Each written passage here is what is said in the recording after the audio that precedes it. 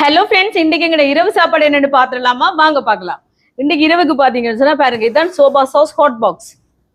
பனி ஓலையால செய்த hot box. நீங்களும் இந்த மாதிரி வாங்கி சாப்பாடுகள் புட்டா வச்சா பராட்டா சுட்டா எல்லாம் இதுல போட்டு வைங்க. நல்ல ஆரோக்கியமாவும் இருக்கு, நல்லாவும் இருக்கு. அந்த பனி ஓலை வாசத்துக்கு சூப்பரா இருக்கும்.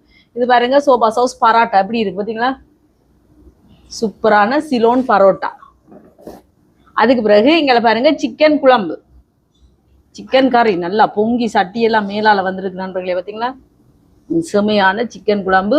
அதுக்கு பிறகு பார்த்தீங்கன்னா எங்கால எக் பெப்பர் ஃப்ரை.